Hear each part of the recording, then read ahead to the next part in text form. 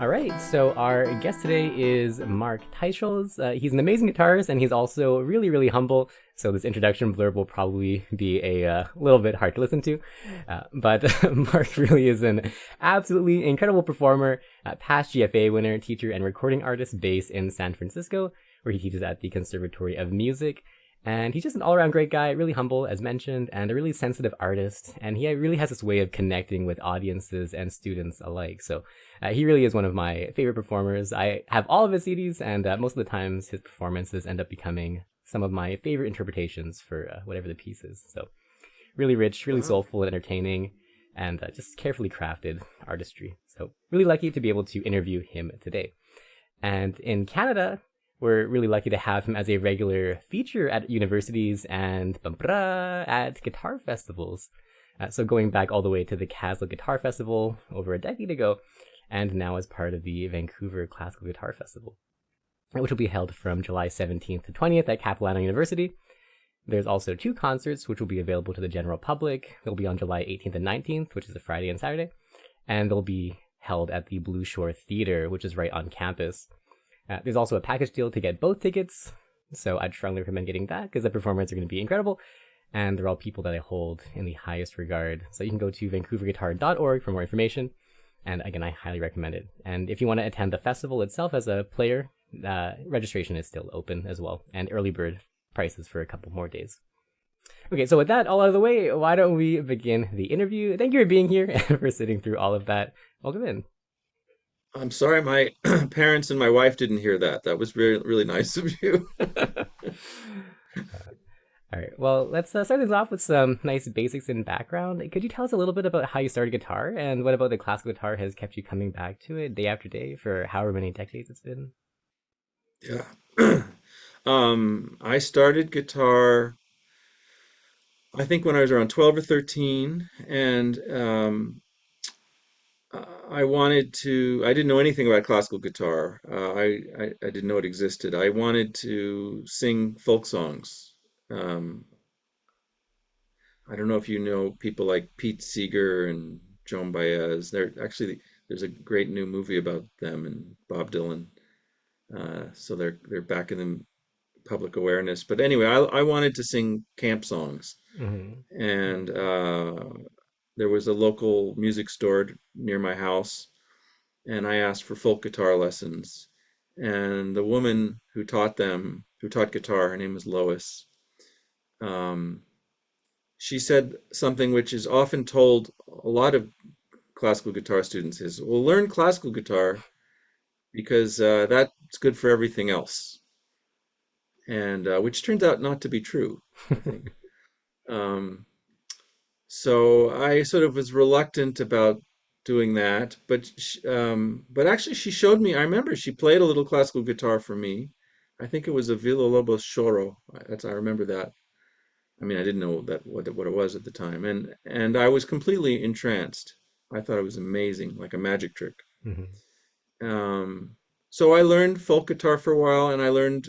She gave me this Frederick Node book, beginning classical book by Frederick Node, and very quickly, I my interest started shifting over to the classical. And then my dad took me to a Christopher Parkening concert. I grew up in Berkeley, and again, I was just, I thought that was just the most incredible thing I'd ever heard. Mm-hmm. And then I just became a kind of fanatic about it. I would rent records. We had records from the public library, and I listened to them over and over and over and over again. And I love that Frederick Node book, and I went through it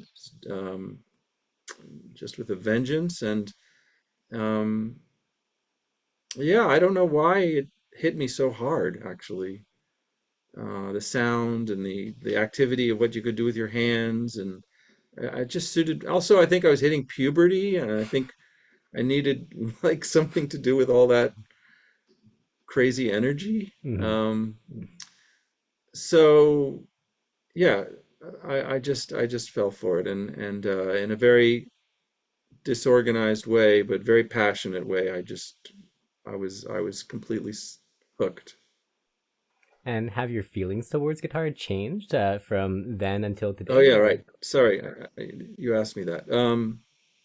I think, I mean, there are times when I remember times when I would get very frustrated and discouraged, but I would say the trajectory has only gone up. I appreciate it more, and it's a relation. I feel like it's a relationship. It's my longest relationship, Hmm. other than my parents and my sisters. And I'm very grateful for it. And I feel like I still feel on some fundamental level like a beginner. And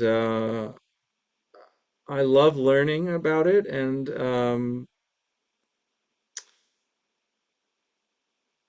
yeah, I feel like it just gets deeper and deeper. It's Um, beautiful. Yeah. so I feel very grateful to have it in my life. Can you think of any significant turning points that you had along this trajectory of deeper, deeper, deeper, and more entranced with classical guitar?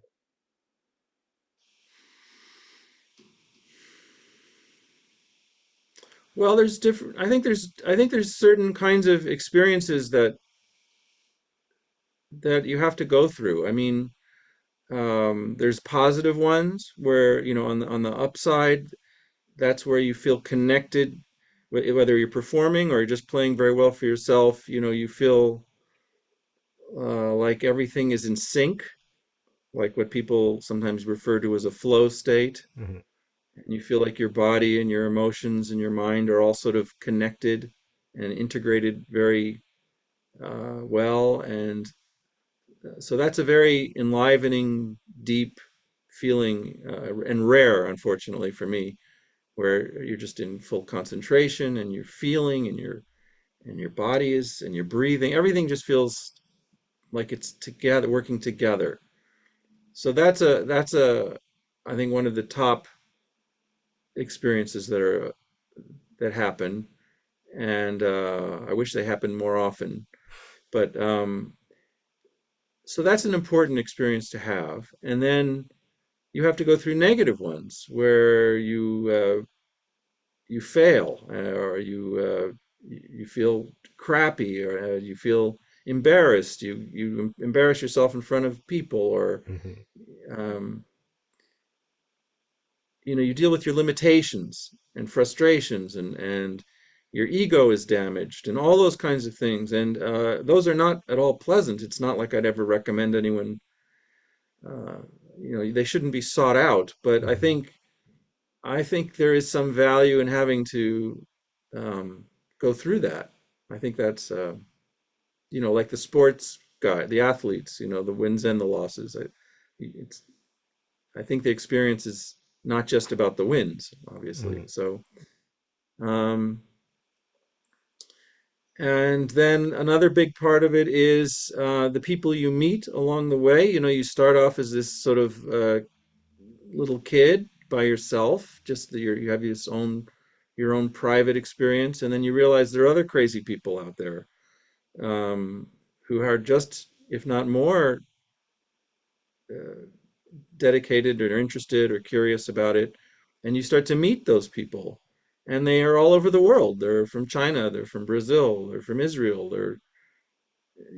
and you realize you're actually part of a community that you didn't even know existed when you start. Hmm.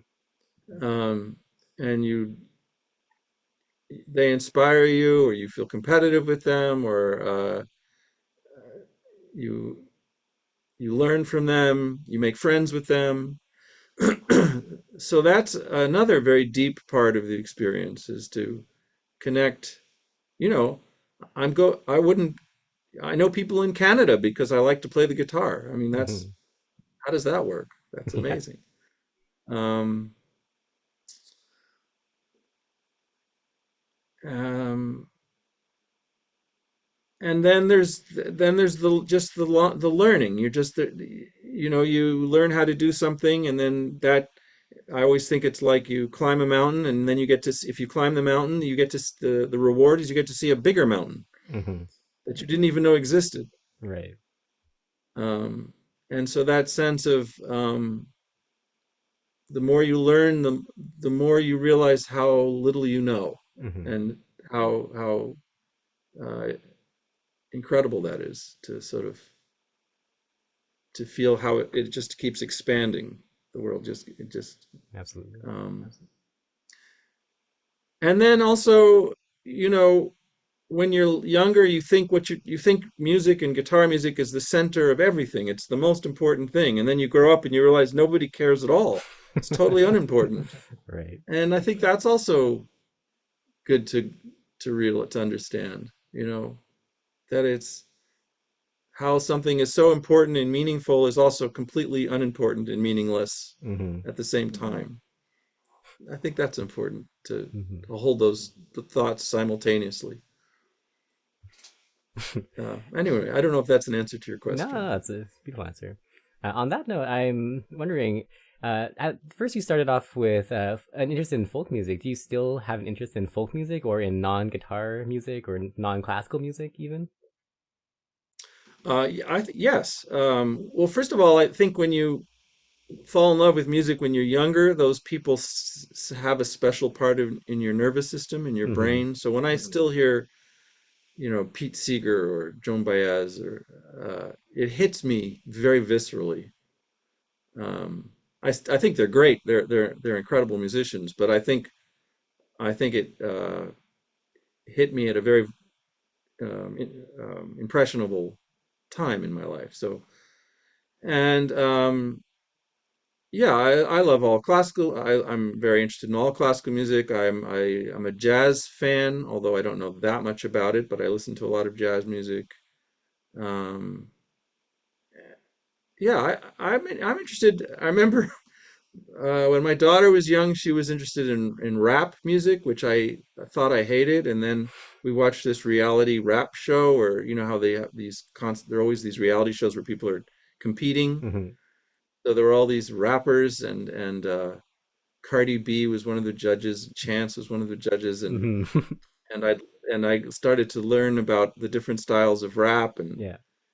and so you know I realized, oh well, that's pretty. You know, I still actually still don't like listening to rap, but you know, appreciated it, and I surprised myself, you Mm-hmm. know. Um, so I'm curious about any kind of music. Yeah. Do you think the like experience of listening to so many different genres has influenced your classical playing? I don't know. Uh, I think I think that what all music has in common is they're trying to do things that feel interesting Mm-hmm. and hold your attention. And I think those principles are the same for almost everywhere, which is you need a certain amount of variety. Um, it needs to have some kind of narrative interest, perhaps. Mm-hmm. Um, so I think when I watch what other people do, even if it's very far away from what I do, I think what strikes me is are the similarities Mm-hmm. of values. Um, but I don't know if it's influenced me or not. I Mm-hmm. can't say I don't know what influences me and what doesn't influence me. Yeah, it's kind of a nebulous thing. I'm curious, actually. On that note, I always find that you're really connected with the audience, and that you always find a really, I guess, like direct line to line of communication. Do you Huh. connect personally and emotionally with the music that you play, or do you have some other way of bringing out that expressiveness for other people to experience? I don't think I do anything conscious when I play for other people. Um, I think I'm just trying to uh, do whatever I can to make myself feel better on stage. And so I don't know if I do, if what you're saying is true. I don't know why it's true. I think, you know, when you play, you want to feel good. You want to feel that you want physically to feel good. You want to feel like you're listening, that you're concentrating well, that you're feeling the music. A lot of times you don't feel good because uh, you feel self-conscious or you're Hmm. nervous. Um, and it's possible that sometimes I fool an audience, because if I'm feeling badly, then I might try extra hard to feel better, and I'm actually struggling at that moment. And maybe they misperceive that as emotional involvement when actually what I'm doing is sort of overreacting to a kind of a struggle. Hmm. But when it goes well, you feel connected to yourself and you're listening very carefully. And um, I think it's also like when you're having a conversation with someone, and if the person is really listening to you very carefully, then you feel that affects how you are. Like Hmm. if I don't pay attention to you, then you stop paying attention to me. Um, if I just blah blah blah blah and talk without thinking, then you'll also sort of check out, perhaps. Hmm. So I don't know. I'm just speculating, but I think I'm just trying to connect to what I'm doing, and then if you're in front of other people, you're listening to them too, and maybe that has an impact on how well then they concentrate. I do think there is, if you concentrate better, then other people concentrate better. Hmm. Um, but I have, to be perfectly honest, there are times when I'm playing and I feel terrible, and I remember one time I did a concert where I was felt really horrible, and people said, "Oh, you're so into it. You're so." Right. And honestly, I just couldn't understand that at all. I had no idea Hmm. what it was they were responding to. So it may just be that I have weird facial expressions. You mentioned a lot about having like difficult experiences on stage. Do you have any strategies for handling the mental aspect of performances? Um, Not really. I would say that the more I don't want to be, I want my mental part to be as minimal as possible when I Hmm. play. I want to shut the hell up, really. Right. Um, can I say hell? You're allowed to say Um, anything you want. yeah, well, I want to be as quiet as I can. So, Hmm. and usually when I get in trouble, it's because I'm thinking too much, Yeah. So I try to get into my body, I try to breathe. I try to move my shoulders. Hmm. I lean back. I try to just turn it into as much a physical experience Hmm. as I can because I'm trying to turn off. I just want to be quiet and listen and feel. Hmm. Feel, feel the strings, feel emotions, but turn it into an experience of just sensations rather than thoughts. Hmm. But I have a very bad monkey mind, so I don't have when the monkey mind is going, I don't have really great strategies other than just trying to get back into my body. Right. How about you? What's your experience? Oh, I used to get really distracted by like any visual thing. Like if there were like bright lights, I would have a terrible time. I remember one time I was in a master class with you, and it was like the first time that I had like spotlights shining on me when I played this piece, and I just Yeah, completely bombed it. It was like the worst yeah, experience of my life. yeah. I'm So sorry. that wasn't your Do fault. you do It's you the have light's do you fault. have have you developed strategies for yourself? I close my eyes. I close my eyes too. It helps a lot to like just. Yeah, I also close my eyes. Mhm. Um, but I think it's just a messy business. I think you have to. I think what I've done over the years is say, look, I love to play the guitar. I'm not going to have great experiences all the time, but I'm willing to pay that price because I love to play the guitar. Mhm. And sometimes I have good experiences, sometimes I have bad ones. but I accept the package. I accept the deal, Hmm. this imperfect deal, because that's the price I'm willing to pay to get to do this thing uh, which I like to do so much. Hmm. Do you find that there's much difference for you between playing live versus playing in recordings? I think it is different, yeah. Um,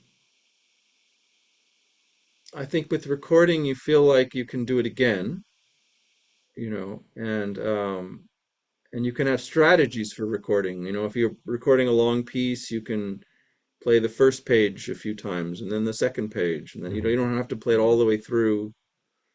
Um, you're sort of budgeting your energy and your concentration. So it is a different. Also, when you record, if you breathe too loud or you squeak too much or any little thing becomes magnified as an issue. Hmm. Although now apparently they've got technologies that they can remove these things. But and also when you record, I think it's analogous to the film actors versus the stage actors. Right. So Yeah. that if you emote too much in recording, it sounds overdone. Hmm. But if you don't emote enough on stage, it sounds underdone. Right. Yeah. It sounds flat. So I think you have to be more subtle in recording and not. I mean, maybe I'm wrong about this, but that's my sense is that you have to sort of under that, or that if I really try to do a big dramatic performance in recording, it just sounds to me overdone. But Hmm. I don't think it's overdone on stage necessarily. I think it's a different kind of energy. Yeah, absolutely. But I don't know if I'd be curious if other people feel that way. So, looking at your program that you send, you have a really, really, really cool repertoire this year. Could you tell us a little bit about them and what thoughts you had for choosing these particular pieces for the Yeah. concert? Yeah. Well, some of it's just by convenience but when I do programs, I like to have variety, and I like to do um, maybe things that aren't quite as known. Hmm. Um, just because I think maybe one of the things I can do is also at a guitar festival, a lot of the people know the basic repertoire, so Hmm. they might be interested in hearing things they hadn't heard before. Um, So what am I doing? I'm going to play a variations by Soar, which everyone knows Soar, but this is an obscure set of variations Hmm. that people don't know. And I actually learned this piece during the pandemic. I took some Zoom lessons with a guitarist, Israeli guitarist who lives in Berlin named Tal Hurwitz, and he showed me this piece. And then I said, "Oh, I like." So that was kind of I just bumped into that by surprise through him.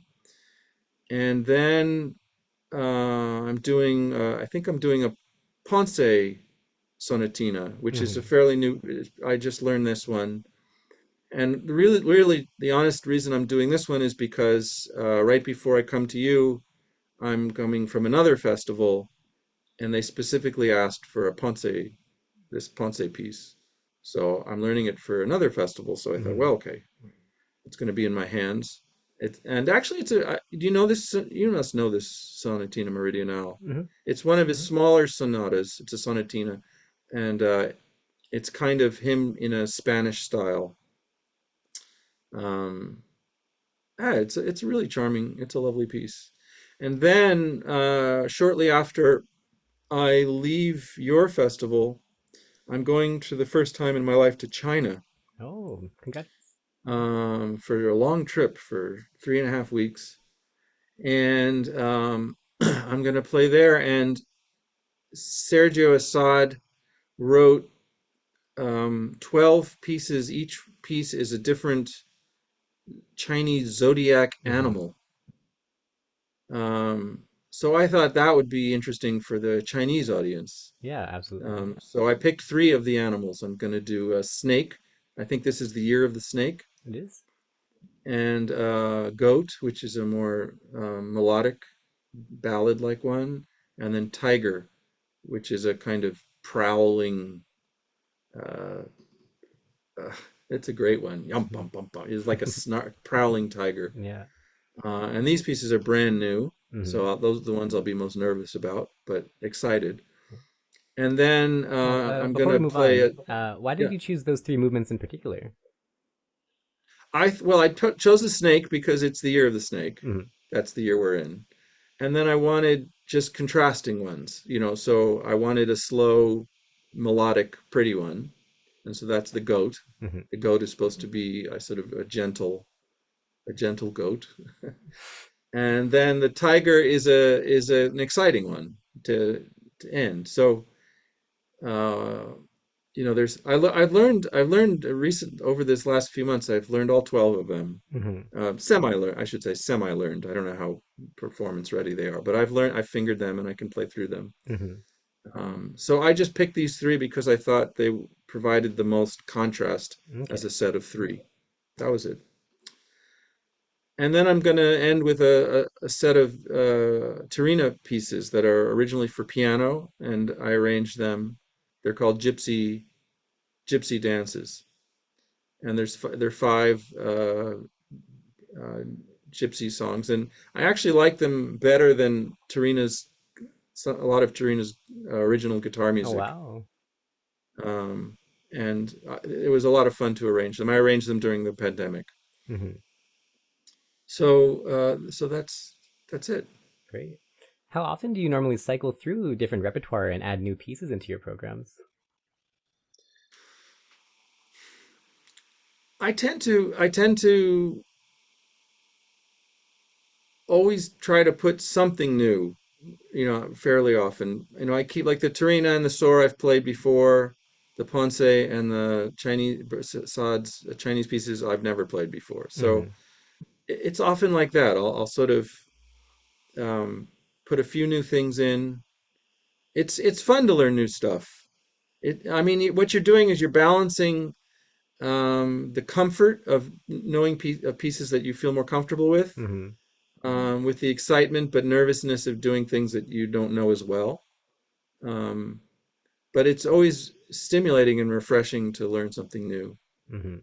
Um, this year, my big project was Sergio Assad wrote 24 preludes in homage to Chopin. Oh wow. So that was, and February was the first time I played them all in a row. Hmm. And so that was a really big project for me and really, really exciting. I really loved Hmm. doing that. But I didn't think, since I'm only going to play a half concert for you guys, I didn't think I should just play 24 preludes by the same composer. So, Hmm. but that's actually the thing that I've been most excited about this year learning. Great. I'm curious. Some of the pieces that you play in your programs, as you said before, like they're really exotic and things that people just really like haven't heard before. Where do you discover or learn about these pieces? I think it's chance. You just bump into things. How did I like the sword? That was by chance. This other Hmm. guitarist introduced it to me. The Tarina, I had a student at the conservatory who played one of the five movements, and I thought it was really interesting. And so then I learned that there were four others. Um, Sergio Assad, I've gotten to be friends with him over the many years. I got to meet him when he was teaching at the conservatory. And so, I'm totally a fan. And whenever he writes something, I want to know about it.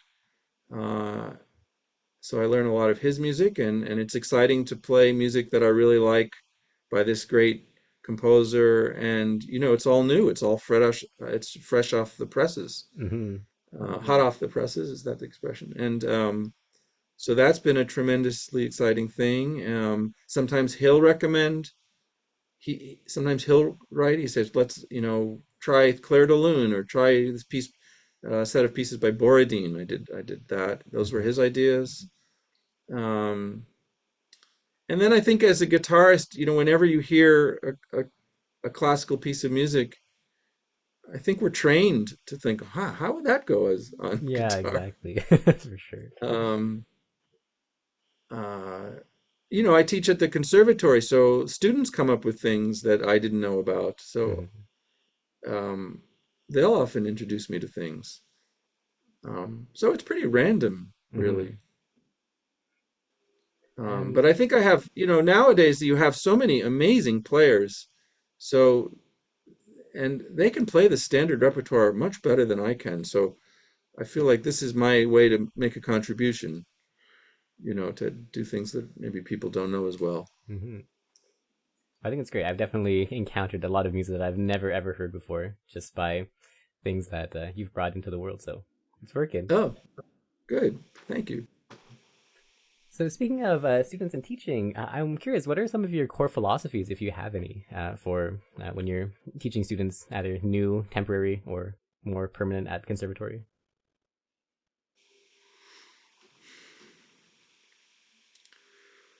Well, I think every student's different. Hmm. So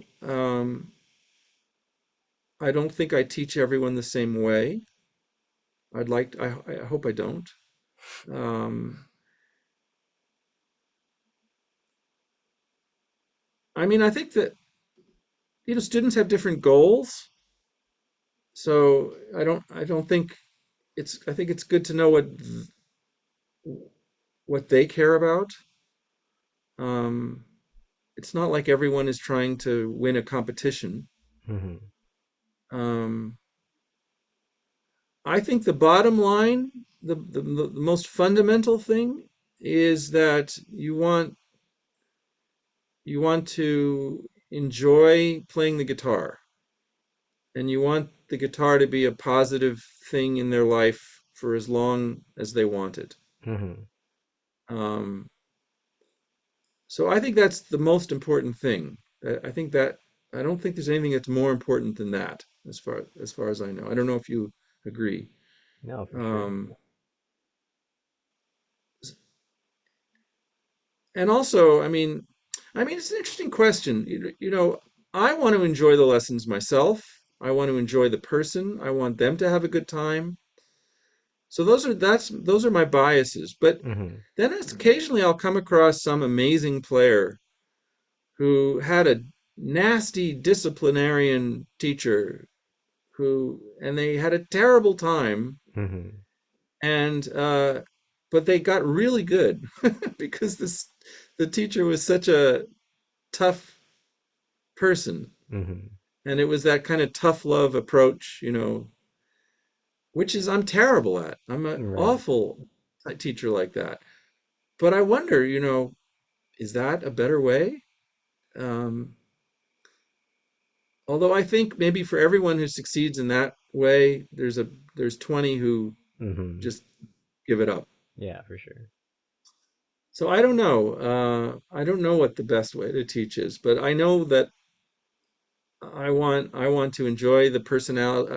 I mean, the pleasure of teaching for me is that everyone's different, and I like Hmm. to enjoy the differences in their personalities. And and then as far as the actual teaching, the content itself, um, you're trying to get them to develop a more nuanced, that you want them to figure out how to use their bodies so in the best way possible to Hmm. connect to the instrument, and um,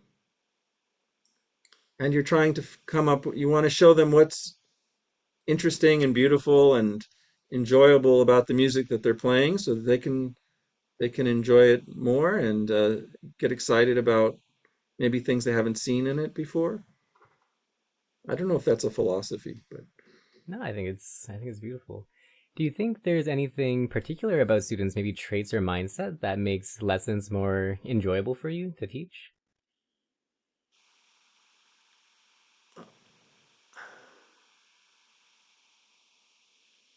you're asking the problem with good questions is they're hard to answer.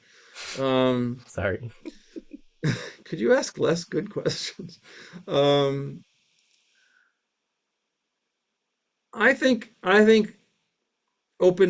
an open mind, being curious is always a good Hmm. quality. Um, although sometimes you find players who are very, very stubborn and difficult to teach, but that stubbornness is actually a strength, Hmm. because they've got such a strong sense of what they want and who they are. And so even though that might be a pain for me, it may be good for them. Hmm. So sometimes, so I have to learn to respect that, not always everything that is fun for me is good for them. Hmm. Um, but I think the most important thing is that they care. It's a big one. I think that's the most important thing, that they're interested, they like it, or that they care about it. It's important. They want to they want to play. I mean, I think the hardest is when you feel like they're not there for their internal reasons, but they're there because of either they're pushed to be there, or Hmm. it's something it's not coming from them. I think that's the toughest. Yeah. And on that note, I kind of want to move on to festivals because I feel like Yeah, almost everyone who goes to festivals, like they really want to be there and they're there to learn and there to experience and meet new yeah. people. So I'm curious, when you were a student or as an early professional, did you go to many of these festivals? Yes, I think so. I don't know about many, but yeah, I went to festivals, Hmm. and I was completely, uh, my eyes were just wide open. I mean, I wanted to see everything, meet, I was just a sponge. Hmm. I went to everything I could. I went to all the master classes. I went to any lecture. I would talk to anyone I could. I mean, um, I just couldn't get enough. I was probably insufferable. It's probably an absolute pain. And just, I have two younger sisters who I love and we have good relations. But, you know, now, 40 years later, 50 years, whatever, how many decades later, they're still complaining about what a insufferable bore I was around the dinner table. Because we'd be having dinner and it's like, what about Villalobos, this, that? Do you think it sounds better this way or that way? And these Yeah, poor yeah. girls, these teenage girls, they still haven't gotten over it. So yeah, I was just completely a cult. I was just, Yeah. it's a good thing I wasn't that it was a fairly benign cult. Hmm. I didn't go into Scientology or something. So this Yeah. was my cult. How important do you think these kinds of festivals are for students and early professionals just in general? Like nowadays, would you like recommend it to all of your students that they should all try and experience these kinds of festivals? I don't know about should. I think it's self-selecting. I think people who have this kind of delirious interest Hmm. um, should satisfy it and stimulate it, and and meet other people who have the same affliction as they do. And Hmm. so I think for a lot of people it's really just a tremendous pleasure and a source of stimulation, a potential to meet friends over. It's always nice to have friends who share your interests. Hmm.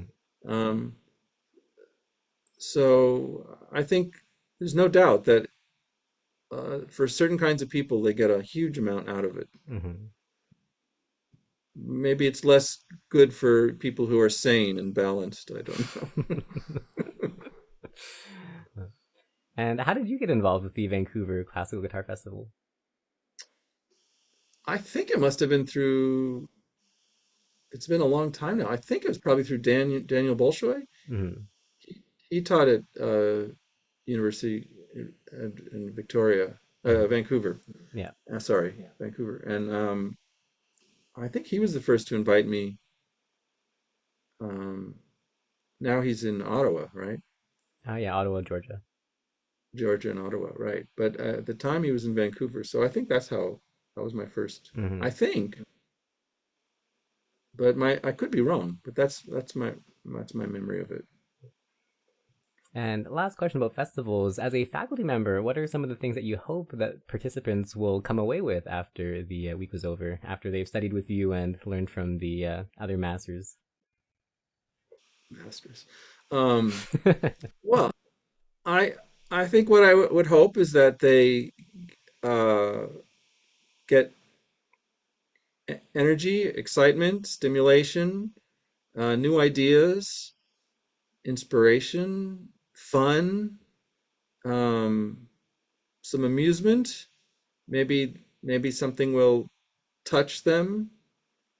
Um, I mean, I just hope they have a very good time. Great. Um, what uh, can you answer your own question? I'd like to hear your thoughts about that. Hmm.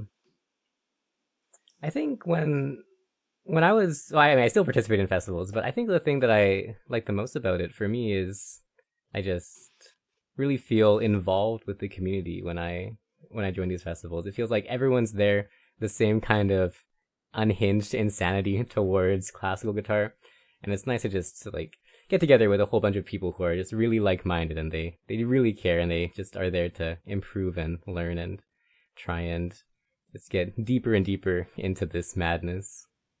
Yeah, yeah, I agree. I think you said it really well. And there's so many terrible ways people engage with each other. This is such a nice one, you know. Hmm. Guitar, music, um, so much better than getting together for the things people scream and yell at each other about. All right. Well, that's the end of my official questions, but I'd like to open up the floor to viewer questions now. So while we wait for some of Oh, those there's to. people watching. Oh, Oh, yeah, I it's didn't live know. streamed. Oh, oh, okay. I didn't know that. Oh, oops. That's okay. Yeah, It's good that I well. didn't know. Oh, just one last question for me before we go into the chaos. This will be my viewer question. There's this particular thing that you do with your leg during performances that's like very Marc Teicholz-y, and it's very iconic. Could you tell us the story behind that? I don't know what you're referring to. Oh, I remember one time like you mentioned that in performances you like to like kind of like stick your leg out all the way and then kind of like curl it back in and I thought Probably there I was an just had a interesting story. cramp. Oh yeah. I mean, no, I mean sometimes I think it has to do with what we were talking about before. Is sometimes I'm just trying to get back into my body, and sometimes I actually do get a cramp in my leg. Um, but sometimes just moving around will kind of relax me or make me feel my body better, or Hmm. so I don't feel like I'm getting kind of stuck in a box, Hmm. but that there's um, so I think it's that. I think though that just to generalize on the topic about whether you should move or not move, I think the important thing is you shouldn't feel stiff. Hmm. But I think there are players, like I think Segovia, he didn't move much, but I don't think he was stiff. I Hmm. think his body was so peaceful that he could have it sit there very calmly and he could do whatever he wanted. Yeah. And then there are other players who move a lot, Yamashita, or, Hmm. and um, so I don't think it's better to move or not move. I think you just whatever you need to do to feel more relaxed, Hmm. I think is the goal. Okay, your question. Have you ever experienced burnout? And if so, what did you do or what inspired you to get back into it? Yeah, I have felt burnout sometimes. I think the best thing for burnout is to just take time off. Um, and I think it's good. I like to hike sometimes just to get outside and um, again, I think burnout is mostly mental. Mm-hmm. So I think it's good to do things that are less mental. Um, and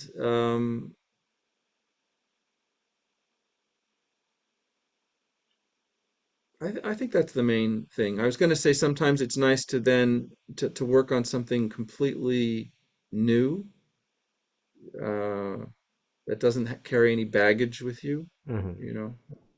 Um, so feeling like a beginner is nice. I remember sometimes I took sometimes beginning jazz lessons, and I was by far the worst one, and that was a great feeling. Mm-hmm. I love that to be a complete beginner. Mm-hmm. I think feeling like a beginner is a good way to avoid burnout. Great. As an avid cookie lover, what is your favorite type of cookie? I have to go with a good crispy chocolate chip cookie. Great. Okay. Jason, question. Not soft. Yeah. Yeah. Uh, Crispy. if if you were gonna write a piece about your favorite dessert, what dish and music style would you choose? My say that again. If you were gonna compose a piece about your favorite dessert, what would the dessert Huh. be, and what style would the piece be in? Oh my God. That's just too good a question. To write it. Um, well, one of my favorite desserts is a dessert that my mom used to make for Thanksgiving. It was a frozen lemon mousse. It's like kind of like a lemon chiffon, but more like ice cream with a graham cracker crust. I just love that. And so, what kind of piece would that be? That feels sort of impressionistic, Oh yeah. kind of with rich, sort of impressionistic chords, maybe in the style of Debussy chords, Mm-hmm. Yeah. There are other desserts I like. It's very hard to choose one's favorite dessert, Mm-hmm. but that's what comes to mind. That's an amazing question. Beautiful. Okay. We don't have any time left. As I'm much going as to I ask would that love to question. keep. I'm going to ask that question to everyone I meet. Okay, no. Yes, Go ahead. please. Okay, I would love to keep talking, but we don't have much time left. So maybe just one final Okay. question. Yeah. As a conservatory professor, do you think it's necessary to know / have played as much standard repertoire as possible, or can you just wing it when teaching? You mean should the teacher know as much Yeah, standard yeah, yeah. repertoire as I think it's very helpful. Um, I mean, I don't know every piece that the students play. I think one thing that is very helpful if you're thinking about teaching is improving your sight reading skills. Mm-hmm. I've used that a lot because often I will read the scores that they're playing and I'll offer different alternative fingerings. Mm-hmm.